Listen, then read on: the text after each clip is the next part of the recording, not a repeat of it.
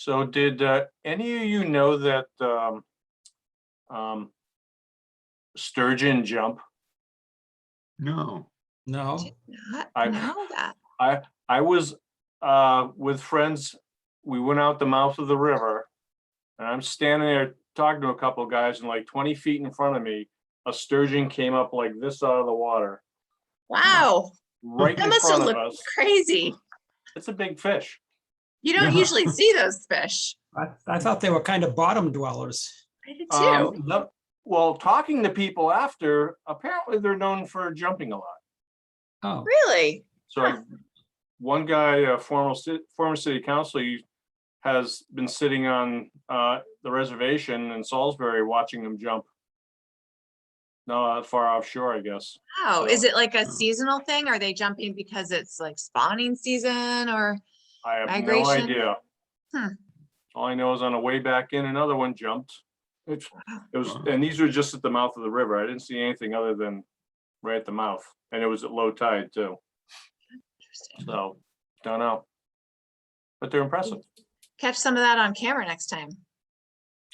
I need to know that it's happening first. Right. Right. All right, we need Gretchen.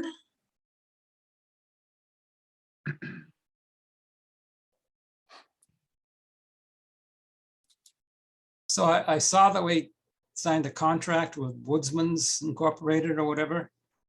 Yes, we did. Are they He's gonna do already- anything? Are they gonna do anything this fall? Like Yeah, Lower he's already Field? on the job. He's Oh. already had discussions with Jerry Mayette and Matt Kazaki. Apparently Jerry might want to work on the Colby Farm Lane project, potentially. Yep. Yeah, it's already, he's like hit the ground running. Excellent. Okay. And has the mayor nullified the agreement with Parker River yet? No, not that I know of. She has been uber busy with all sorts of Zoom, not Zoom, all sorts of Plum Island business and other things. I think it's sort of filtered its way down to the lower end of her list, but next time I see her, I'll talk to her about it again. I'll bring it up. So has Jerry done any of the things he said he was going to do? No. Okay. I know. Hello, Daniel. Hey, Joe. You look good tonight, Joe. What does that mean? Yeah. As opposed to what? Jeez. You do too, Dan. All right, I'm shutting down my video. No, Joe's got guys some do? fancy. Joe's got a fancy filter going. It looks pretty sharp. I just got the Oh, blur. his blurred The- screen. It's just the Yeah. blur in the background. Oh, it's working. If only I Has knew Jerry that done earlier. any, We're getting new fancy projects? on Zoom over here. Has Jerry done anything new that he shouldn't have done? Well, no, oh yes, no, that's not true. Last time I walked out there was new dirt that had been moved out onto the roadbed. Oh, so he's positive. All right. All right, we'll get on this. I can set up an appointment with Donna to meet about a few different things and I'll add this to the list. Good. All right, I see Carol is here now, and I see everybody's here, and it's, hi, Carol, Hi. and it is 6:45, so let's bring this meeting to order. This is the October 5th, 2021 Newburyport Conservation Commission meeting taking place on the Zoom platform, and this meeting is being recorded. First item on the agenda are the September 21st, 2021 meeting minutes. Do we have any comments or changes or whatever? I found one just a little typo. It's not a big deal, but let me see if I can find it. So Gretchen, under old and new business, Hale Street informal discussion, the last line. I just think you don't need that word with at the end. Just The a- proposed project, which line? the last line, Hale Street informal discussion. It's just, Yeah, it just before it's that. funny. Yes, this, with, yeah. Not a big deal, but Okay, Anything else? Anything else? Get a motion? motion to approve with correction. Second, All right, roll call. Paul Healy, yes. Steve Moore, Can I vote since I wasn't there? Or- Yep. Okay, it's up to you. yes, All right, Dan Warshall, Yes. David Vine, Yes, Carol Wagon, Yes, and I vote yes. All right, next, Plum Island updates. yes, I believe some of us were on the MRBA Zoom call last Friday. And there were a lot of good updates at that meeting. To begin with, the dredge of the Merrimack River, as we already discussed, has been delayed due to bid problems with the bid and cost estimates. So it will be put out to bid again in the spring with an anticipated construction start of next fall, winter. So it's essentially being delayed an entire year because they went out to bid a little bit too late. There was only one available contractor whose equipment was in the south, and the cost of getting everything up here, along with the special dredge that they would have needed from further south in the Atlantic, would push the cost to double what their estimate was. So that's the update on the dredge, but fortunately, in light of that, the state has provided $350,000 and the city is providing the additional $100,000 for the $450,000 core bag shoreline stabilization project that will begin hopefully by the end of this month to support and protect the dunes along Reservation Terrace, the remaining dunes along Reservation Terrace. So that will be moving forward and everything is lined up and all the permits and approvals are set for that. So that's very good news there. And hopefully that will get us through at least this year and then can be covered with sand from the dredge. And the third update was the Piscataqua dredge and nearshore placement of sand off of Salisbury and Newbury, and that's also moving forward this year. And finally, the beach management plans for all three communities, Salisbury, Newbury, and Newburyport, are being looked at again. And we're putting together a committee of the three communities to see how we can make those beach management plans a little more streamlined and also more coordinated with each other and consistent with each other. That's basically what I remember. I don't know if Joe and David and Carol, I think you are all there. If you have any other things to note from that meeting. Julie, I was wondering, there was some conversation about trying to get that sand that's going out to the Isles and Shoals, I guess, currently. Do you know anything more about that? It seemed like Senator Tarr knew, but it wasn't clear really sort of where that process is or will Yeah, be. I think that process is at the state level right now in the midst of some politics because it has to do with money and whether or not we can pay the additional cost to have Army Corps get that sand to our disposal sites. But in addition to the cost, our disposal sites were permitted for a certain amount of sand, and this would possibly double that amount. And it just needs to go through probably some coastal zone management review as well. So whether or not that happens, I think that they're going to have to be handling that at the state level right now. So I do not have an update beyond what we discussed on Friday. So- I would assume that it would be cheaper to bring it to our disposal site. Mhm. But Yeah. obviously, it's not that simple.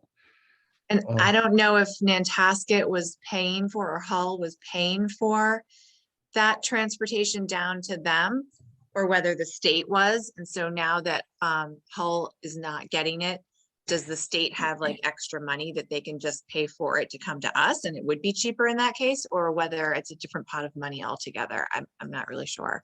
But if we got that sand, would we still need the other sand or couldn't that cancel out the other? You mean the Merrimack sand?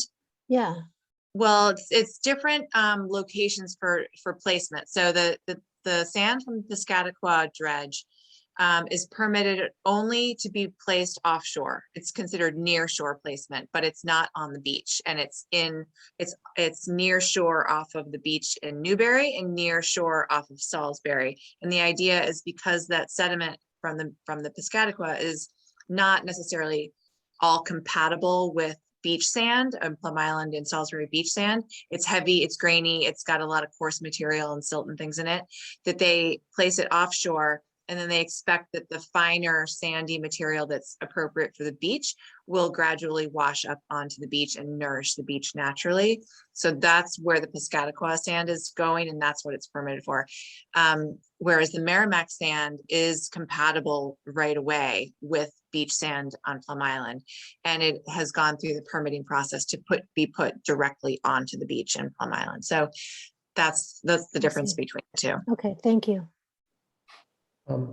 Another question, Julia, on the beach management plans, it sounds like you're going to take that on yourself.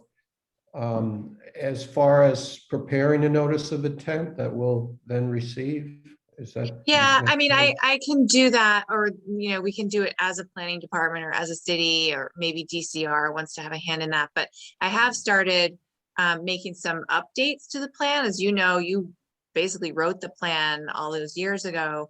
There are a lot of recommendations in there that are based on conditions back at the time.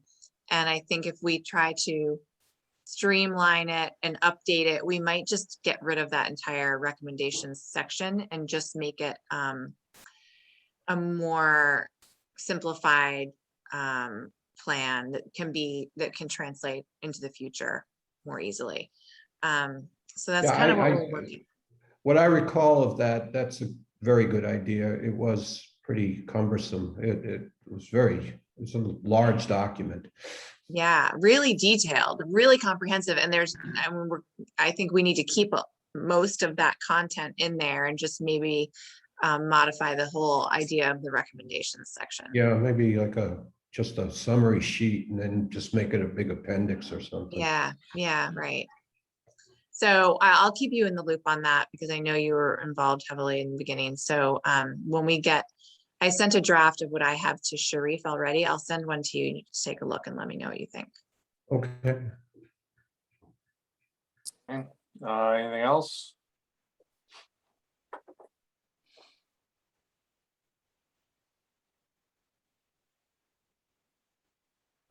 I'll wait for Julie since she's writing.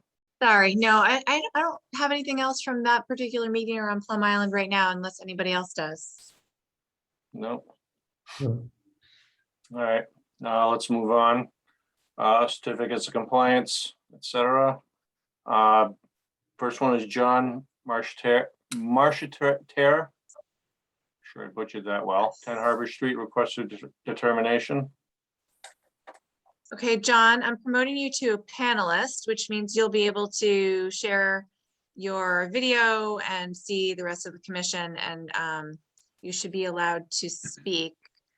If there's anybody else representing this project, you want to raise your hand, I can move you over as well, but I believe that it's just John. So you want to just give a quick summary of what the proposed work involves, John? Yes, good evening, everybody. Thank you for your time. John Marcheterre, 10 Harbor Street in Newburyport on Plum Island.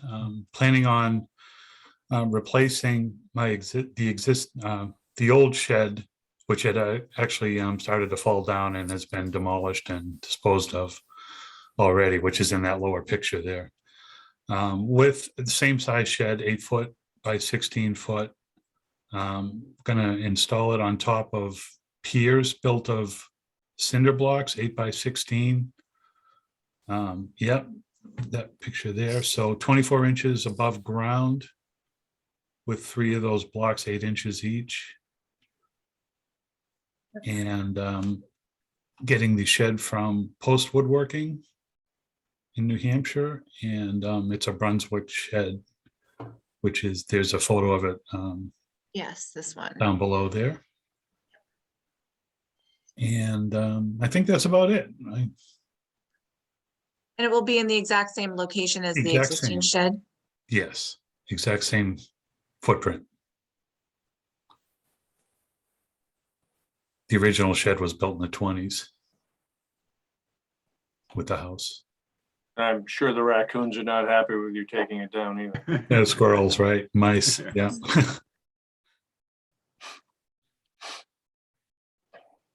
Okay, we have any questions? No, Well, seems pretty straightforward to me.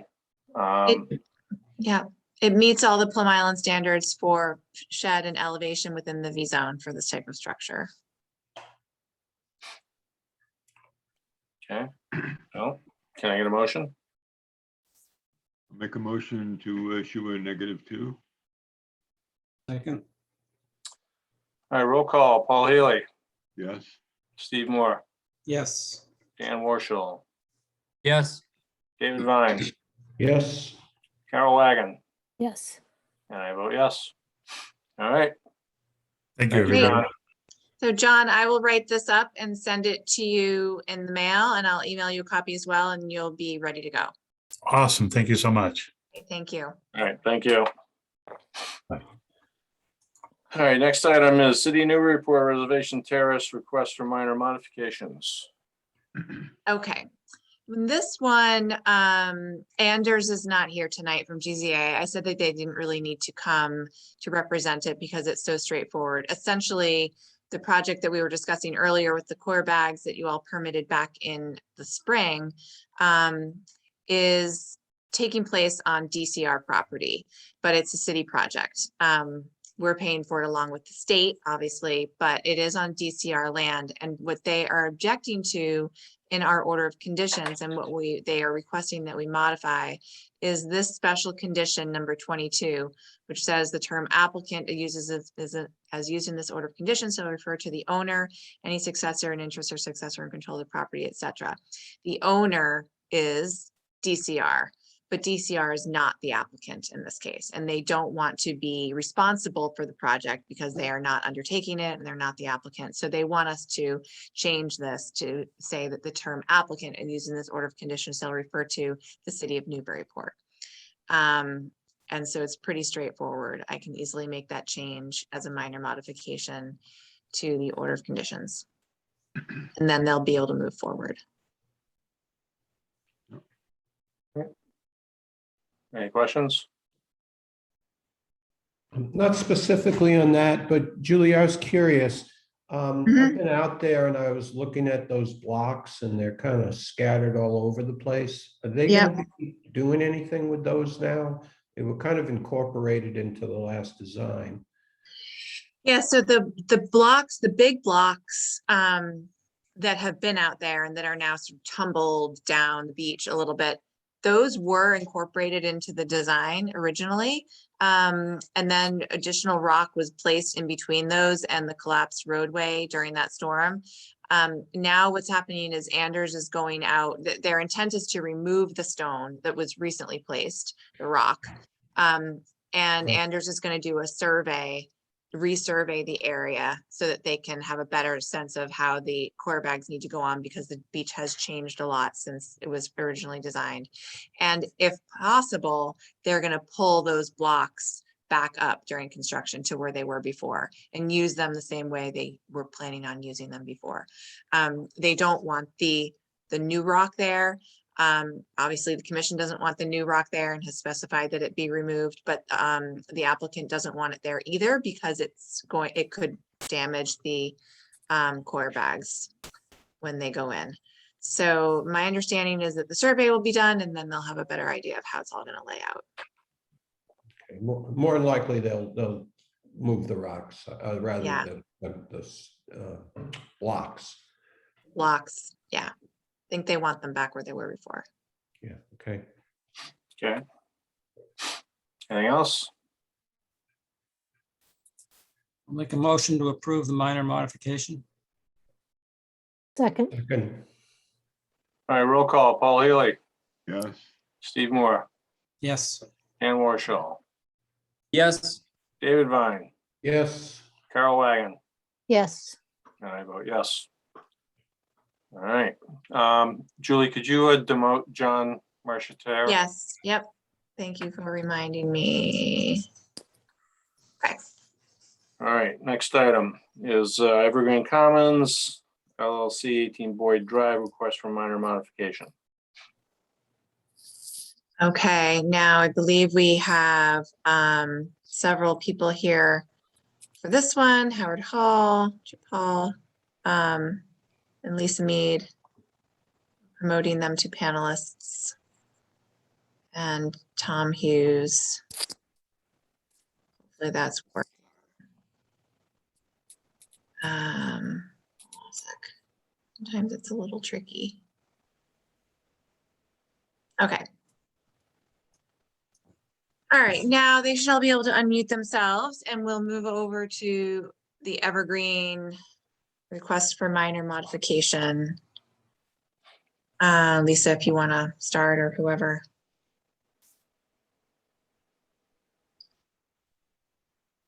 All right, there we go. Good evening, everyone. Hello. Lisa Mead Teller and Costa, 30 Green Street in Newburyport on behalf of Evergreen Commons LLC. Julia, you might want to watch for Tom. I don't know. He had another meeting, so he was going to try to pop on. I don't know if that he's Okay.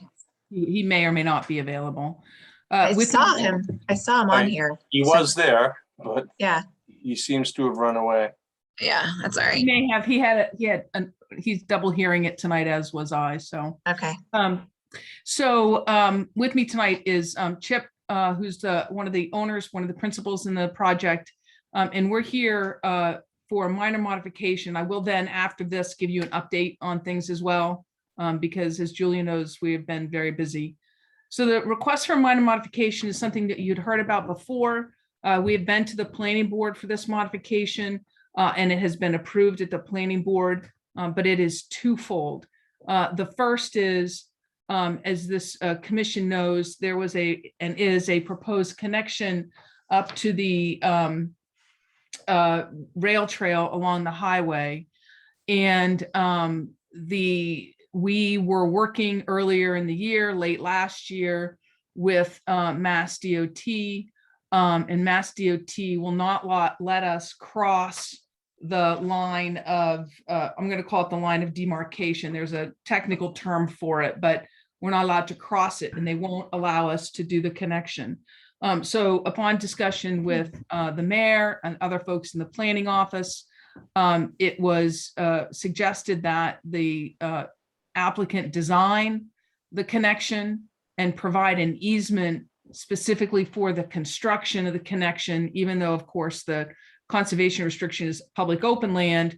The conservation restriction needs to reflect that there would potentially be this construction moving forward. And so that's what we've done.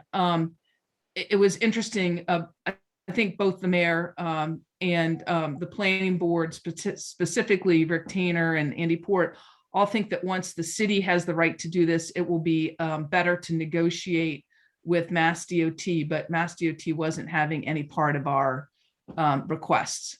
So that's the first minor modification, that we don't actually have to construct this bike path connection up to the rail trail, but that we provide an easement to the city and the engineering. The city's engineers have reviewed this. The city has also reviewed the easement already, and they have all of the documentation related to that. The second modification is a request actually that this commission had and then carried over to the planning board. And while it's technically not on the development property, it does involve the development. And that is, you might recall that off to the north of the project is this half moon shaped piece of property that is a part of the project, that the subdivision, part of the subdivision is that the applicant will be deeding parcel A over to the city of Newburyport water department because it enlarges their radius around the well. And so we agreed to that. And actually it was this applicant's suggestion, 4 years ago, to do that. So we've always planned on doing it. In fact, have provided the draft deed to the city over the past year. The the commission and members of city staff requested that we install a fence along parcel A, so it's clear that to the homeowners that they're not to go on to the city of Newburyport land. At first, there was discussion about putting it along the Half Moon section of it, but if you go out there, it actually does really interrupt that open space area. In addition to that, open space has to be, mowed, whatever it is, once or twice a year. So the recommendation is that the fence actually go along the straight edge of that, and actually just inside the tree line, not to take down the trees. So it's kind of weaves. Julia and I and Tom and Chip and Andy and the water department went out and walked the site to see where it would go. And so that's where the chain link fence would be placed, is along that straight edge of the parcel that's being conveyed to the city. So those are the requests for minor modification that we would like. And then after that, I'll give you some updates. So is the homeowners association going to take over responsibility for mowing that Half Moon? Or is It that will still be, gonna yes, it will be part of the regular maintenance, yes. Okay. And I know when we had proposed like the split rail fence along the Half Moon border, there was some concern from the homeowners that that would cause problems for wildlife moving around, which I didn't agree with, but that's beside the point. But the chain link fence definitely will. Well, so. But only for that stretch, because there's an Right. end point on either end to that Right. chain link. Right. I mean, they can go around it. I mean, I'm not gonna presume what the reasons were or not for not wanting the split rail fence along the Half Moon. I think if you walk out there, it becomes jarring to be in the middle of that grassy area. I mean, Julia walked it. I mean, so I think everybody, as we were out there, agreed that it would probably be best located along the straight line. And what will be the height of the fence? 6 feet.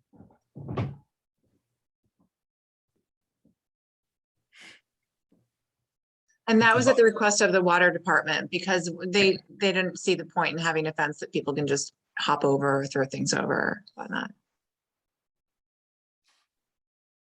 Okay. All right, and that the location was pretty much where the water department wanted it to, right? Yeah, it really does make the most sense to be there. It's right at the tree line. It's right where you would think that the city's property begins, even though we do now own this Half Moon shaped parcel A, which means it can never be developed, and we can protect it if we need to. But in terms of putting up a fence, this makes the most sense. There was some talk about having some signs though along the Half Moon to make it clear that that was city land. Is that still happening, or it's just gonna be the fence? I don't think at this point we need signs. Do you, Lisa? No, I don't think so. I mean, the fence, it's going to be a 6-foot chain link fence, right? I mean, it's, Mhm. yeah. And the open space there are markers out there, in the ground already. It all had to be, monuments had to be put out there anyway, so I think there's plenty of indication out there.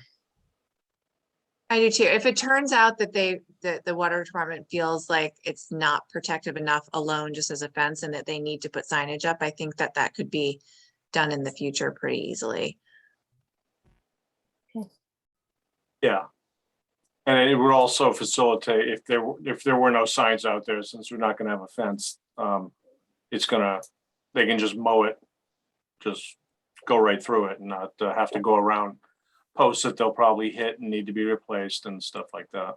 Right. So, Yeah, because there is a drainage swale through there. That was one of the prompts of doing it this way also, is because there's a drainage swale that runs along at the bottom of the slope just beneath the tree line.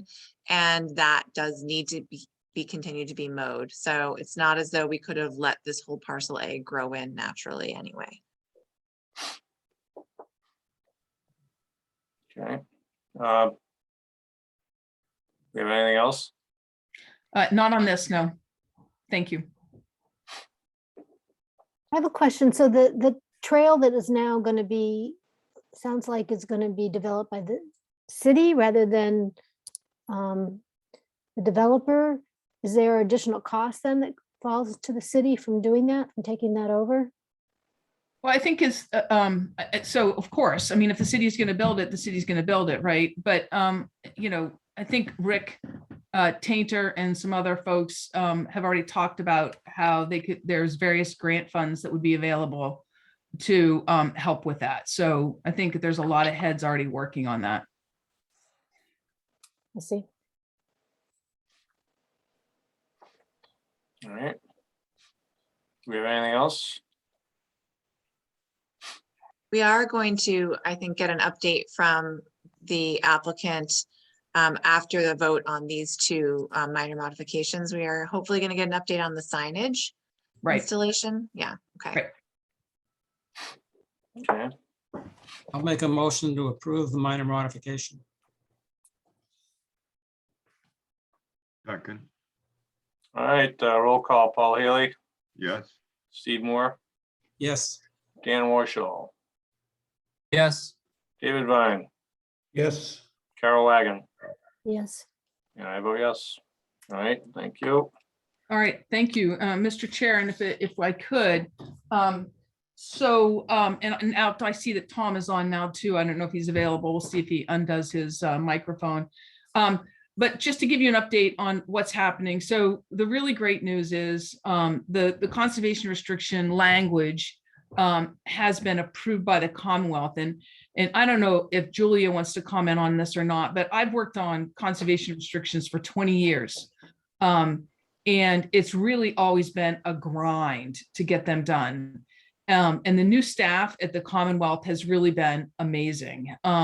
When we were down to the last couple of comments and edits a few weeks ago, it was turned around in 24 hours. And so it's great. So the body of the document is done and has been approved internally by the city solicitor, as well as the Commonwealth of Massachusetts. So we now have to put the exhibits together on it. Tom is working on the baseline documentation.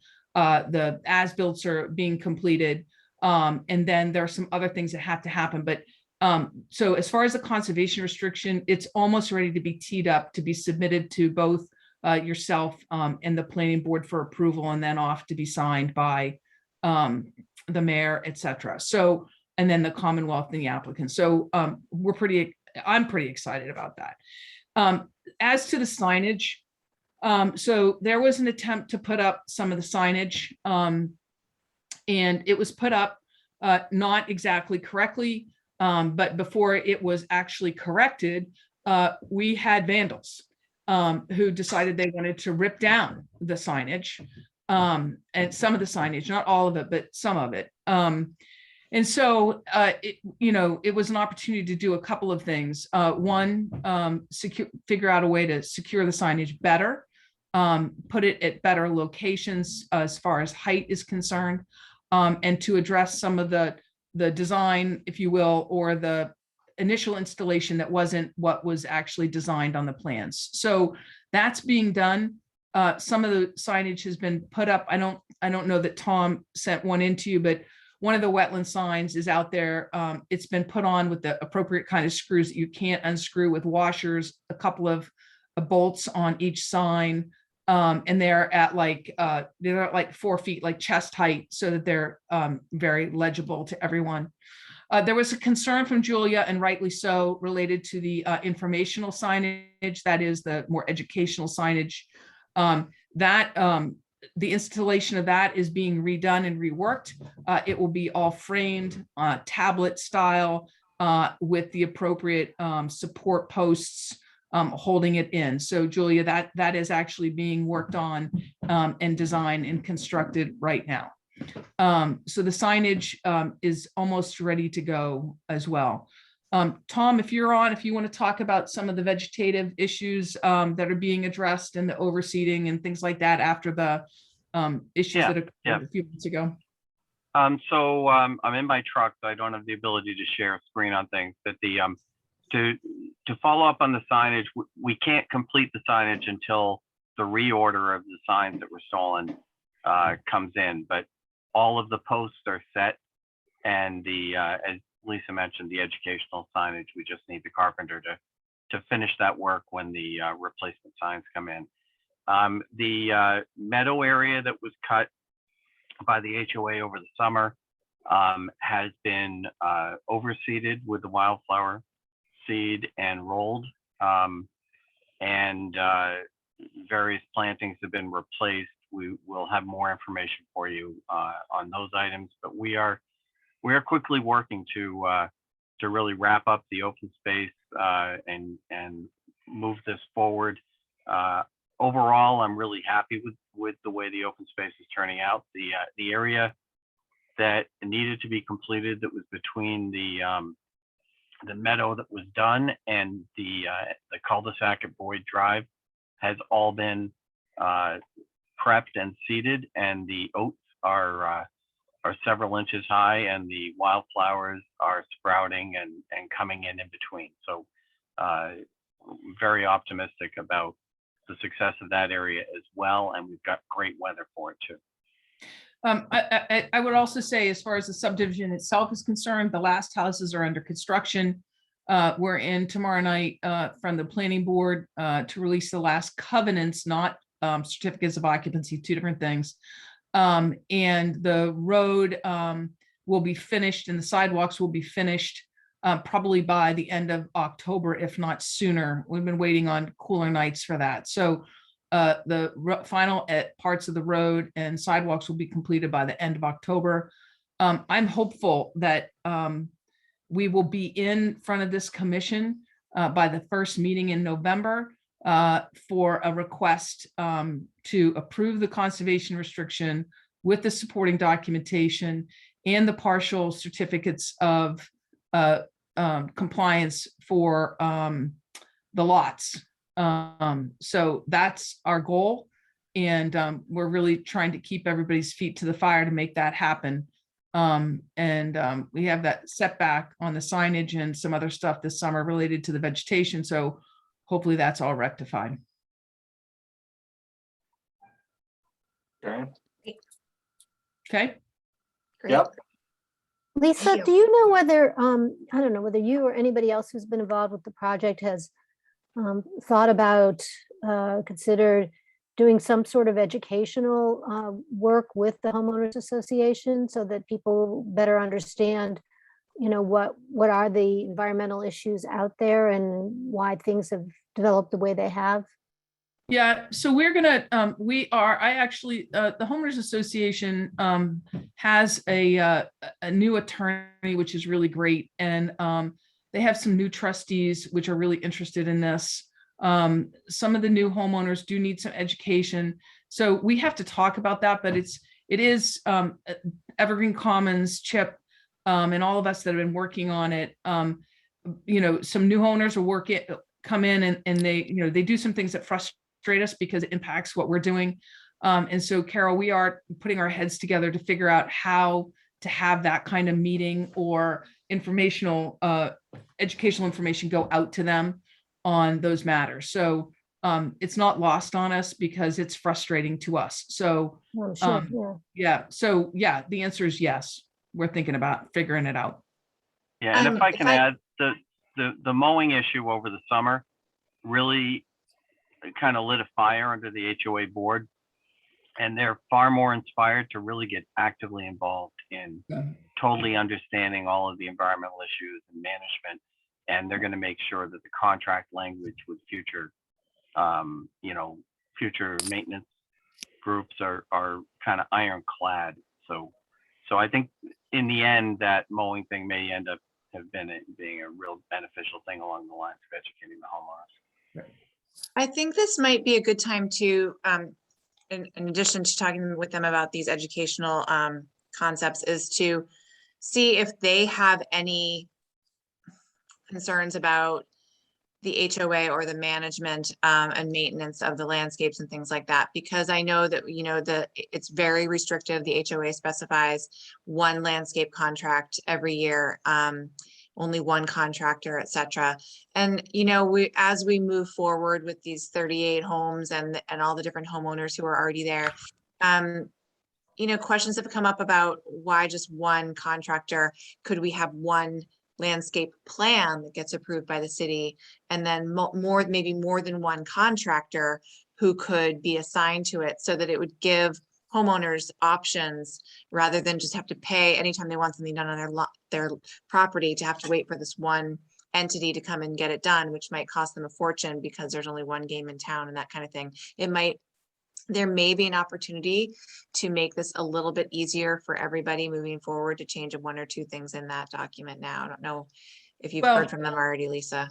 No, so, I think, it's kind of growing pains as well, right? So we have these new trustees who are very interested, right? And they understand, I don't want to overstate this, but they understand the gravity of their responsibility, so to speak, right? So I think there are ways to address those kinds of issues, Julia, without going back and changing all the documents. There are ways that they can do that related to the bids that they get for their landscape companies. So, so we'll talk to them. And we're kind of going two tracks here. We're trying to get that stuff done, but at the same time, finish this up. And or they become educated, the easier it is for us to finish up. So yeah, I agree. And from the city side, we also want to have a way that the process is going to be smooth moving forward when we interact with these people moving down the line as well. And you've already helped us by giving us the table with impervious surfaces and things like that. But I just want to make sure that we all are able to move forward in a way into the future that is smooth.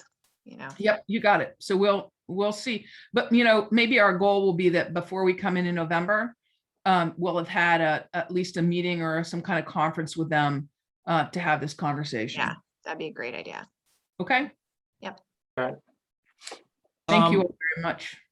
All right, What about thank you. the erosion that was taking place on the trail? Particularly over where the easement is, where Yeah, that we have assigned that to the civil contractor, who only comes back to the site sporadically because most of the civil work is done. But we are putting a pipe under the trail there, and we want to make sure, a diversion to prevent future washout. We want to make sure it's done right. And frankly, we think they're much better equipped to do it than the landscape contractor. So that is in the works. We expect it within the next week or two. But I don't yet have a date that they're going to be back. Okay. All right. I do have to run, but Julia, I did send in a continuance for Riley. I went in You late, did? so I just wanted. When did you send that in? I Oh, didn't get like it. literally half an hour, 40 minutes ago. Yeah. Okay. Crazy day. So Yeah. I just wanted to make you aware of that. I do need to run after I have an in-person hearing that I have to get to now. Okay. Okay. All right. Thank you. Take care. Okay. Thank you. Yep. All right, thank you, Lisa. Thank you. I'm sticking Thank you. around. Oh, yes, I know. All right, we all set with all that? I hope so. So speaking of the Rileys, can I get a motion to open the public hearings? So moved. Second. All right, all in favor? Aye, Aye. opposed? Okay. First item is Lorraine and Michael Riley, 2 Spofford Street, amended order of conditions. So as you heard, Tom wants a continuance. I was thinking we should consider doing a continuance till like the first meeting in December at the earliest. And if Tom comes in with any information, Julie can always put him back on the agenda. Sure. Yeah. What's the holdup? I can, you want me to speak to this? Sure. So the people who own this property live out of state. So when they come up, everybody has to, get timing to get together. We have met, and the landscape architect is working on making changes to the plan related to, all the numbers that we need to be achieved. So they're continuing to work that out, and that's what's happening. Yeah. So it's been continued now, meeting after meeting, probably since I want to say June. No, I attended it. No, I attended it. It was continued. When was before it? that, and we had a meeting because Yeah. I attended it, and it was about a month ago, actually. So we had actually a substantive meeting, and then, but we have continued it since then. So I don't disagree with you, but I think mean, we haven't had a substantive meeting with the commission in months. I heard a meeting where you actually pressed Tom really hard on the numbers. Yeah, but that had to have been in July, maybe at the. I don't know. We don't need to argue about Okay, it. doesn't matter. Right, Doesn't matter. Yeah. Right. If you continue it and then he gets done sooner than that, then he'll let you know. Yep. So I don't know if you guys want to go further and then just let him do it, or if you want to just do December. It's up to you. I actually think he's going to be back in a couple of weeks. So that's my understanding. But if you do the first meeting in December and he needs to change it, then you can do that. All right. A motion to continue to December 7th. Second, Roll call, Paul Healy, Yes. Steve Moore, Yes. Dan Warshall, Yes. David Vine, yes. Carol Wagon. Yes. I vote yes. All right, can I get a motion to close the public hearings? So moved. Second. All in favor? Aye. Aye. Opposed? Okay. Enforcement violations, 3Q Street. That would be me. I didn't do the violations, but this is now me. So Lisa Mead, Teller and Costa, on behalf of Mark Drago, who is the owner of 3Q Street. And so I want to preface this presentation with, I don't have an amended application in front of you yet. I was brought on recently.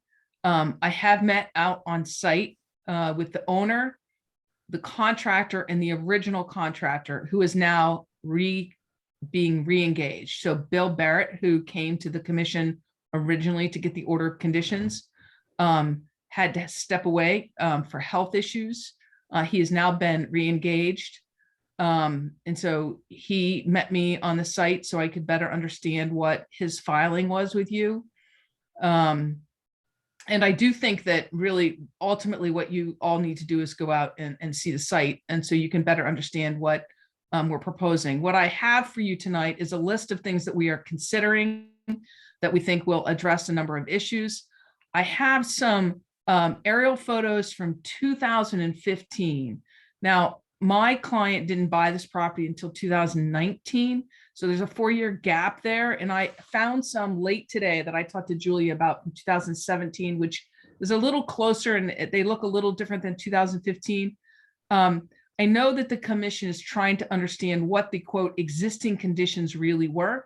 When Bill Barrett went out and did his existing conditions plan for you, he did what was there in front of him, not knowing that there had been work done prior to him being out there without an order of conditions, right? So he gave you a plan that he called existing conditions because that's what was there. But what we have since learned, as you know, is that in fact, other work had been done before Bill going out there. And then I have, and let me just tell you, these are very rudimentary. Lisa, I'm sorry. Can you, I missed that timeline. So Bill conducted an assessment of the property and provided a conditions plan, right? Current conditions. Yeah. But did you say that did not include work that had been done prior to that? Yeah, he did. Yes, there has clearly been work done. There was work done prior to that, when you see these photos, you'll see that. And I mean, it doesn't take a rocket science to figure it out. So there had been work done by the owner, quote, unknowingly, end quote, that there were any violations and that he needed any permission. And so when Bill went out there, he took a current conditions plan, right? Not knowing that work had been done since the property had recently been purchased. Okay. So I'm going to walk you through some stuff in a minute. So what brought us here, of course, as you know, is that this garage fell down, right? So the garage is in the VE zone. And it's big and part of it's on concrete and, you know, there's a lot of issues with it. So can you go back to my list, Julia? Yeah, sure. Thanks. I'm going to go through the list and then we'll go through the photos if you don't mind. Okay. Yep. So we're proposing, now that the garage is down, we're going to move the garage, which is 360 square feet currently outside of the VE zone, which is at a elevation 15. We're going to raise it 2 feet clearance, so it has that. And it's going to be smaller by about 62.5 square feet. All right, so the garage is going to be moved and be smaller. It requires removing a tree on the southern property line. We'll talk to you about that in a minute. There is concrete out there, and I know that there was concrete when you all issued an order of conditions initially that was removed, and that was removed. But there's still more concrete out there. Some of it was under the garage and some of it is under a deck that sits flush on the surface. I'll show you that in a minute. So the proposal is to remove the concrete, which is both where the garage was located and then under this wood deck that is going to stay. Then plant the entire footprint where the garage stood with plants, appropriate vegetation. Then there is a fence along the easterly property line that was installed by my client after he removed a chain link fence. I believe the fence itself is 50% open, but it's not 2 feet above the grade, so that will be lifted. What my client did do is put in plantings, and then I'll show you this in a minute. There's a seawall along the ocean side, the river side of the property that exists, and he kind of lined the inside of that seawall with these little pieces of bluestone, and then did all these planting beds with all native vegetation, and it was vegetated before, but with grass, and I mean like lawn, not seagrass, like lawn. So he put vegetation in there. So we'll show all of that. We're going to show the extent of the drive to the best of our ability prior to the gravel installation. So Bill's plan shows a pretty significant driveway of existing with the gravel, which was made a little bit bigger. We're going to show what we think was the prior gravel installation.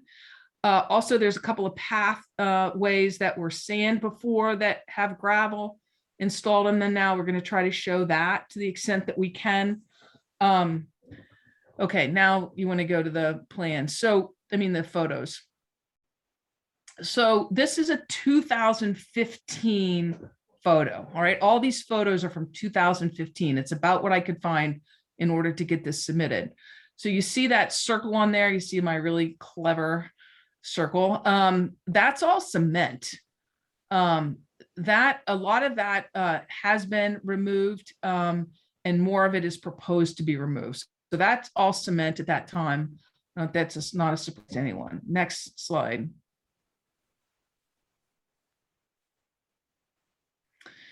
So again, this is just a shot of that. So that garage, see that back kind of shed dormer on there? Under that is cement.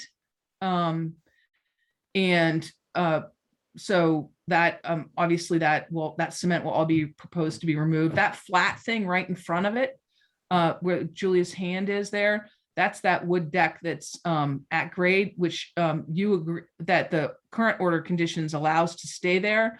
But we're proposing to lift it up, remove the set cement and put it back down. Next slide. So Lisa, the garage is no longer there. Is that what you said? Fell down. Oh. It fell down?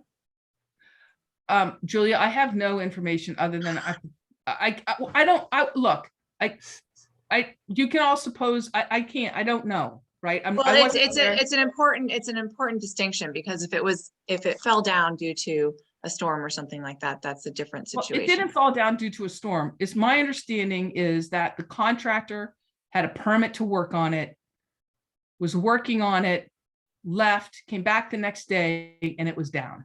That's what I understand. Okay, I was told that they started working on it and they discovered that it was so rotten that they had to take it down. So we're getting two different stories from the same person.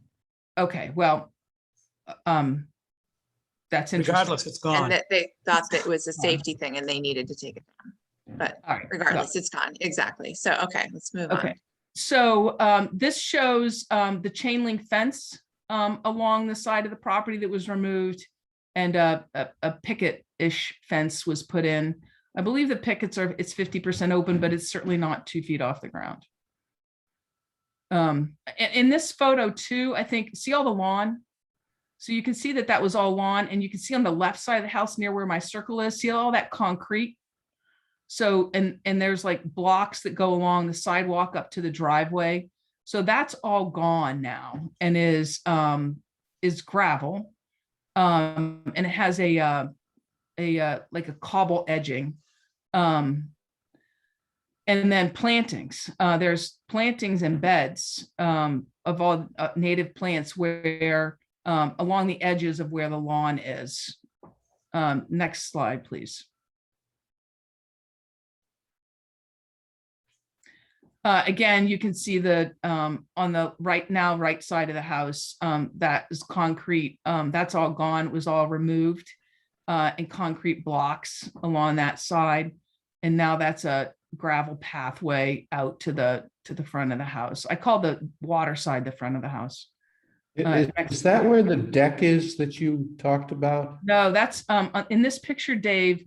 That deck is on right where Julia's marker is, their cursor is in front of the garage. And you said you were gonna, I didn't follow you, what you said about that. You were gonna pick it up and put it back. Yes, I didn't, your order of conditions allows that to stay. right? And there's concrete all around it and under it, and beside it. So the proposal is to pick it up, take out the concrete and put it back down. Got it. Next slide. I think the other thing I wanted to show about this too is that you can see all the lawn, right? I mean, there's just a lot of lawn. And now, like all along where the fence was on the right-hand side of the house, there's a fence, but there's also plantings all along there. All as you go out along the seawall, there are plantings all along the seawall and a bed all along the seawall. But I showed this also because of the drive, right? So you can see where this car is in this photo. You can see that it's all sand and there's not a lot of vegetation in this particular photo. I think this photo is actually probably more in the summertime. I've seen a couple of aerial photos that are in without the leaves on the trees. And so it's really hard to tell where the grass is, but you can see. And then in front of the garage, that's actually gravel over there in front of the garage, I'm told. So there's sand and gravel in those areas, which are now the driveways now all gravel. Next slide.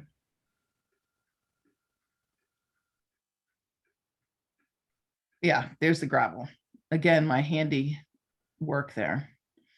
So you can see the gravel and then where the sand is and stuff, the path to the house and whatnot, and the gravel leading into the house.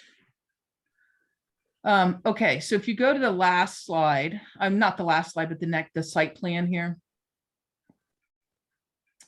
So just to give you an idea of where they're proposing to put the garage. Again, my handiwork, not to scale. So you see where the existing garage is.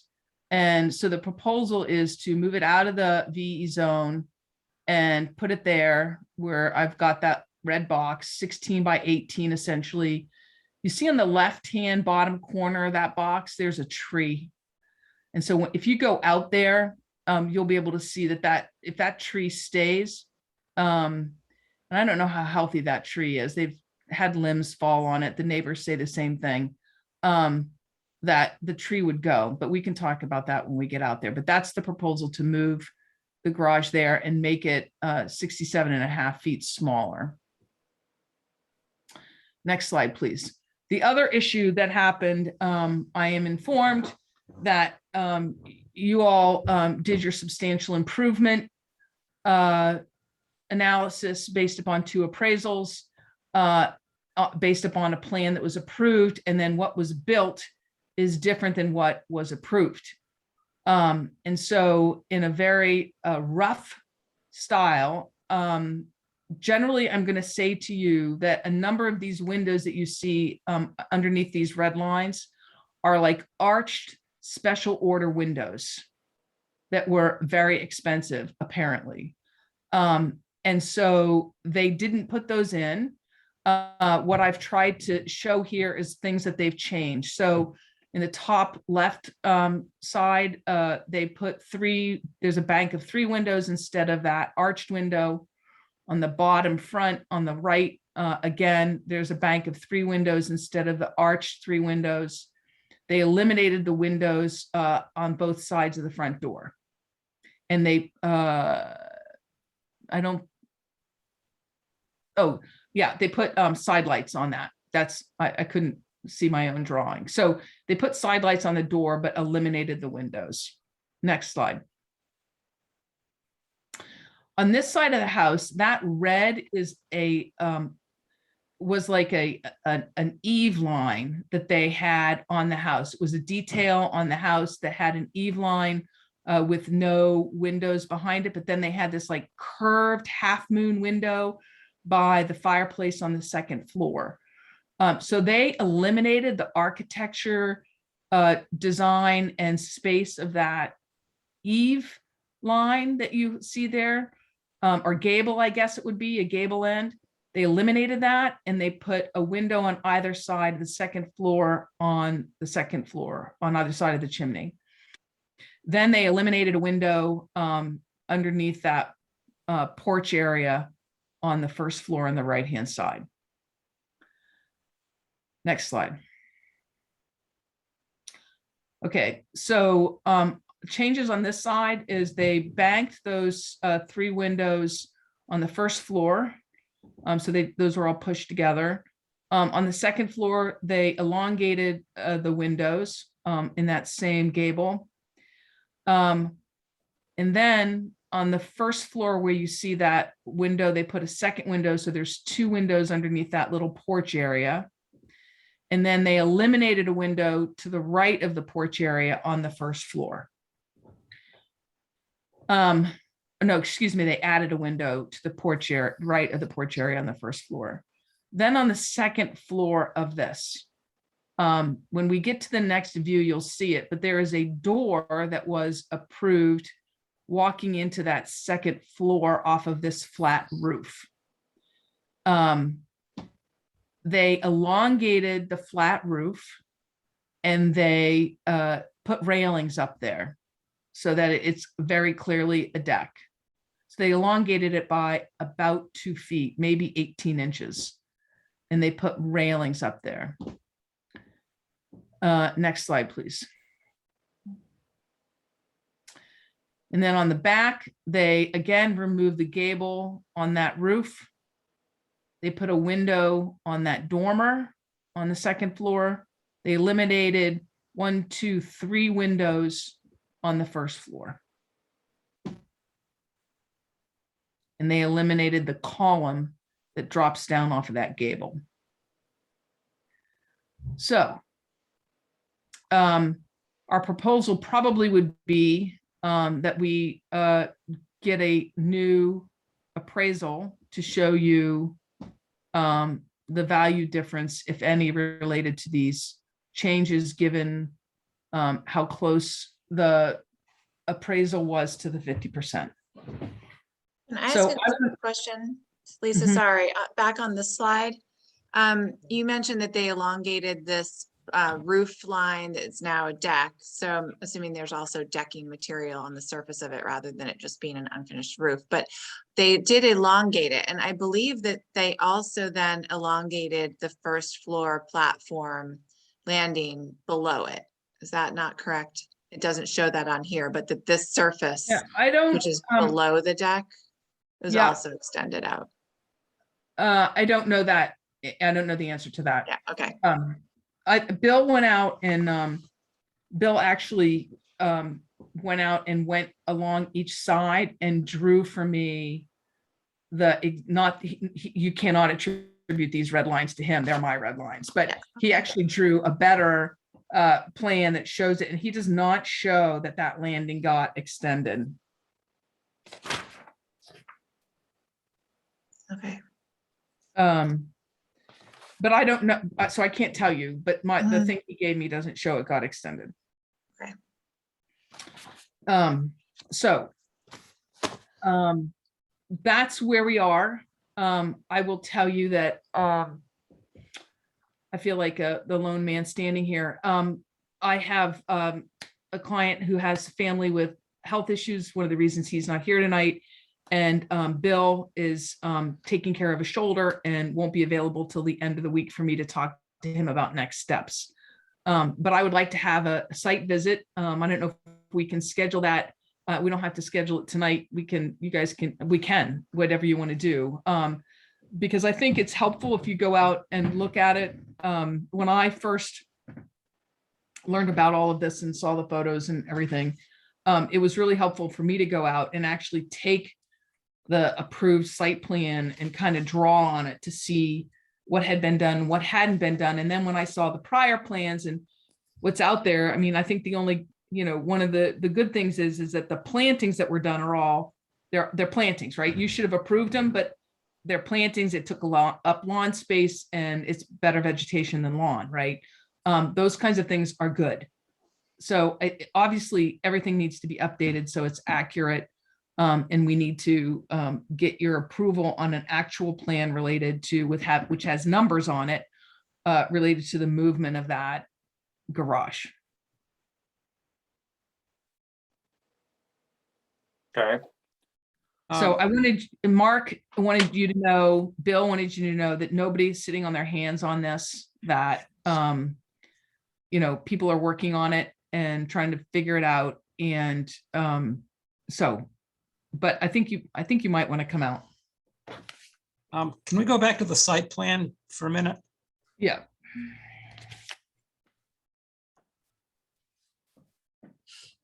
Okay, so the address for this place is Q Street, but the garage is going to be on some unknown street? Is No. It's all, the lot is a square. Right. And it's on the same property. Can you kind of take your? Yeah, it's very confusing, Steve, because Q Street's a paper street right here. You can't Right. actually drive down Q Street. So actually, it's interesting that the access to this property and the house is off of, I don't know, is this P Street or O Street? Yeah. You go right down to here. end of Old Point Road and you take a left and then you take an immediate right. Yeah. Right. You can kind of see it down with, you get into it through here, which is, I don't even know what this is, but it's not Q Street. So it's just the way these properties are laid out down at the end of Old Point Road is very confusing. He owns the property across Q Street too. Okay. Yeah. So this, when you're out there, looks like all one property. You would never know that the city's street runs right through it. Right. And in fact, And there's a house on Q Street. Yeah. So And does in he fact- own? Does he own the property where it crosses Q Street, or is that city property? It's actually still- city. Yeah, it's still laid out as city property or. Yeah. Well, I don't know if if Can't. it's ever been accepted. I don't know that, but it's a paper street. Yeah. It's a good question though, but this house is also located right on Q Street. So there's a bunch of problems with this being a city right of way. But you're right. I mean, his property, and he owns these two properties, this one up here and this one down here with the paper street running right through the middle. But Yeah, so I want to be clear. I don't know that Q Street is a city street. I don't know that. Yeah. I don't know that it was actually ever accepted. It may have been. I just don't know the answer to that. Mhm. No, I was just confused by the address, and clearly the garage where you would be driving into it isn't on Q Street, but anyway. No, there's an easement that runs across those two properties. It services the one that that's like Old Point Road doesn't actually go out there either, right?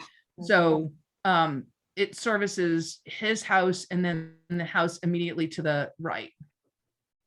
Yeah. And you can see the dotted line where the driveway spans off to the house to the right. You know, laying it out in a plan like this makes it look like this is some giant place. If you go back up to one of the aerial photos, Julia, Mhm. yeah, I mean, everything's like right next to one another out there at this Yeah. point. I don't know if I have the aerial, but let's see this one. Yeah. So this, you come and see where the white car is parked. You can sort of see a portion of it. That's how you come into the site. Old Point Road is out here further. Q Street would essentially be running like this, Right, right? Or like this, actually. yeah. But obviously it doesn't. So right through this house, which is their neighbor, which is the neighbor. Anyway, that's another matter. We don't want to get involved in that. Okay. So, But Lisa, in addition to what you're talking about with providing some sort of plans for the garage in more detail, and we'll go out and do a site visit on all of this, but I think having a landscape plan, like we asked for, which will show the square footage from previous to existing of vegetation versus impervious area. so I do want to talk about that, right? So the answer is yes. I will provide a landscape plan, right? That'll be part of it. I don't know how we accurately depict that square footage, right? Because, and you know, I'll work with a landscape architect or an engineer to the extent they're willing to put a stamp on something, right? Because all they're going to be able to do is try to get up to the aerials up to 2019 or so, right? So we know approximately what it was. I just want it is what it is. I can't create something that never existed, I guess. Yeah, I is know. my point. It is really hard. We just went through this on 77th Street or 1176th Street. I can't remember which one it is, where we had to kind of go back in time for after the fact violation. They had done a whole lot of landscaping without any approvals, put gravel down over an entire huge area. And actually Tom went back and used aerials to calculate what was there before versus what was done and what needed to get mitigated for what square footages were lost as opposed to what was changed. And so I think that something similar could be done. Like you even sketched out where you thought gravel was, where there was sand on the driveway. Right. You can do a rough estimate. Yeah, I think You that, you know, in fact, I haven't talked to Tom about this yet because I haven't been authorized to do that, but that was, you know, that's basically the next step. As soon as I know we're going in the right direction, then, you know, I'll engage somebody like Tom, with my client's permission, to make that all right. Yeah, and it might end up that if the garage gets moved, well, I mean, then you have other impacts when the garage gets moved, but essentially the balancing might work out at the end of the day, without Yeah, too because we're much making it additional work. smaller, right? Yeah. Plus we're making it smaller, right? Yeah, so we'll see how that works out, but in any case, because it's essentially what we need is like an after the fact notice of intent landscaping plan, but Right. with just rough estimates for Yep. the pre-existing conditions. Yep, I got it. What do you want to do about a site visit? That's up to the commission. I'm not sure what people are doing. I'm trying to figure out if it'd be better to have the site visit before or after we have some kind of a plan in front of us. I mean, it doesn't hurt to go out there before, but ultimately, the plan would be helpful. Yeah, I think I'd like to go out and see what what's going on, probably sooner than later. So nothing is happening, just so you know, right? There's been a cease and desist. So, no, yeah, nobody's doing anything, it's Joe. So nothing's gonna change till we get an amended order, right? Okay, well, if you prefer to wait for that, that's, All right, so, or at least until we have the plan, right? So what Yeah. if I mean, I think in some ways it makes sense to go out, like Joe was saying, sooner rather than later, because what we see out there could help inform what you put on an eventual plan, and rather than you having to go back and do multiple, do revisions and whatnot. Yep, that's fine.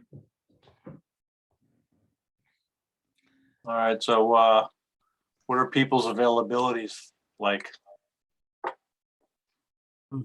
I could go tomorrow, but I can't I do can't go tomorrow. Thursday or Friday or, I think we might have to aim for next week. okay. Yeah, I'm no good this week. Okay, well, I'm getting a booster shot for COVID on Wednesday, and I don't know how well I'll be feeling on Thursday, Is that this What- Wednesday or next Wednesday? next Wednesday. Okay. You'll be fine. I got mine. You'll be fine, Steve. What about Tuesday next week? I'm away, but I don't mind if you Oh, go without me. It's right after Columbus Day. Yeah, I I'm could do away Tuesday till afternoon. Thursday. I can do Tuesday afternoon. I have to be in Methuen at 4. So what time is afternoon enough? It is for me. I'm definitely not available on Tuesday next week. I can do Monday. You can do what day? Monday. Monday's Columbus Day. I might not be Yeah. here. Okay. Yeah, I won't be around on Monday. How about Thursday or Friday? I can do either of those days. I can do Friday's best Friday- for me. I can do Friday next week. Friday Yeah, next week works for me too. Yeah, it won't for me, but that's okay. I can catch up. Well, seems like we had a good amount of people who can go. That's What time? That's the 15th. Mhm. Anytime that works for you guys. I'm free all day. Can we do like late morning or early afternoon? Is 10 o'clock late? No, 10 works. 10's good. Okay, All What right. about 10:30? 10, okay. a little bit later would be better for me, but Yeah, me too. 10:30 or 11? 11's good. Okay. okay. All right, I got 11. 11 on the 15th. Yep. All right. On the 15th. Okay.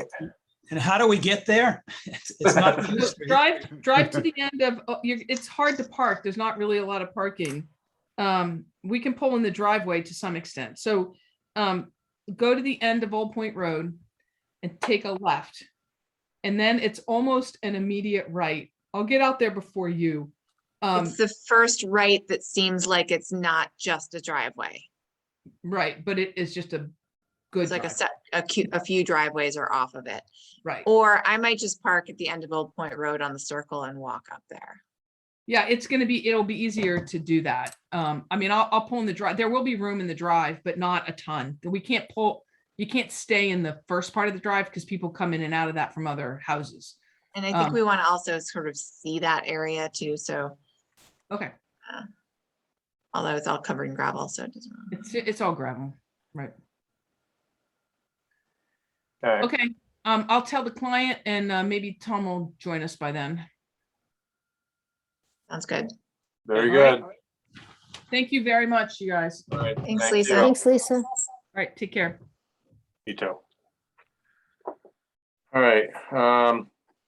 One other thing I wanted to discuss is election days. I was talking with Julie today, and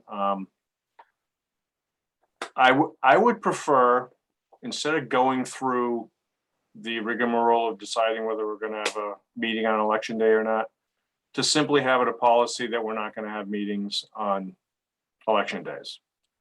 And if the situation or the circumstances require it, we can always change that and have a meeting on election day. But I think in general, I'm not super comfortable with it. As many of you have been around for a while, know that I'm not that comfortable with having a meeting on election day. So what do people think about simply having a policy that we will not hold meetings on election days? What would be the And process it- we'd have to go through, Joe, to change that? We would just have a policy. We have policy papers for multiple things on the So we would just website. need a vote of the commission to say, we don't want to do that. We don't want to meet on election day. Yeah, I don't even know that it even has to be that formal because it's already recommended that we don't. It's not required that the commission doesn't, but it's Yeah. always recommended that boards and commissions don't hold public meetings on election days. So Right. it's essentially up to you all on a case-by-case basis as it is right now. I think Joe's just making the point that rather than have to have the conversation every year and Mhm. applicants are confused and whatnot, that to know ahead of time that we just won't do it and be able to give applicants that kind of, heads up is maybe easier. And would this also apply to primaries? Well, I guess we would need to decide that too. I was only thinking about Yeah, election that days. Yeah, I would say maybe with primaries, I know, well, primaries they're not required to be on the first Tuesday. yeah, right. They can be just about any old time. Yeah, And it's really just an election between parties, not governments. Yeah, Yeah. I think it's not quite as significant in terms of a Right. conflict with. yeah, it's not as straightforward either. And of course, last year's presidential election didn't even fall on the first Tuesday. Presidential elections fall on the first Tuesday after the first Monday. So, Right. Yeah. Yeah, this past primary wasn't on the first Tuesday either. no, I think it's a great idea. It makes sense to make, but I'm okay with it. Would Okay. we reschedule that meeting or just skip it? just skip it. Unless, Like Joe's saying, if there's an applicant that needs their project voted on, it is under the Wetlands Protection Act that if they've submitted a notice of intent application, the commission needs to act on it within 21 days unless they get approval from the applicant to wait longer than that. So if an applicant needed us to hold a meeting, we could reschedule a meeting in between that one and the next one. which we have in the past too. Yeah. Yeah. Not many, but there've been a couple that we've done that with. So, and if we have a massive agenda for, we may not want to skip the meeting either. Because, it'll be another 4.5 hour meeting that Steve would have to manage because I wouldn't be there. So that's a little inside joke, Carol. Okay. You missed the big meeting that I was on vacation for one time. So We got a lot done that time. you did. I wasn't there. I wasn't getting in the way, so it worked quick. Well planned. Yeah. So do you just need a motion then, Joe? I'm Assuming we should sure. take a- We'll- I move we'll- that we make it a policy of the commission not to meet on election day. I'll second. Roll call, Paul Healy, Yes. Steve Moore, Yes. Dan Warshaw. Can I just submit a brief amendment that we just make sure we add unless we decide to have a meeting? Yes, absolutely. Okay, then yes. I Is the accept original amendment. proposer okay with that? Yes, I accept his amendment, Okay. modification. All right, then I'm going to start over again. Paul Healy, Yes. Steve Moore, Yes. Dan Warshaw, Yes. David Vine, Yes. Carol Wagon, Yes. and I vote yes. So, good. All right. While we're talking about meetings, our second meeting in December is scheduled for December 21st. Very close to Christmas. Yeah. Well, I'm hoping to be in Switzerland. That's yet to be determined. I don't know. We aren't very busy at that time of year usually. Mm-hmm. Just because you said that, now we're gonna have 12 Yeah, items. right. Yeah, thanks, Steve. Yeah, because you're not gonna be here. It's gonna be a 4.5-hour meeting. Good. I'd offer to tune in from Switzerland, but with a 6-hour time difference, I'm not gonna do that. Yeah, I wouldn't even offer if I was you. Okay. So we'll cross that ice bridge when we get to it. Yeah, Mhm.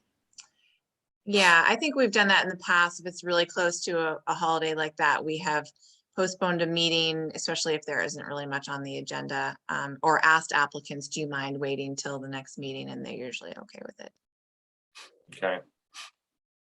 Carol, I think we're looking at your pad there. There you go. Hi, I was just checking my calendar. Okay.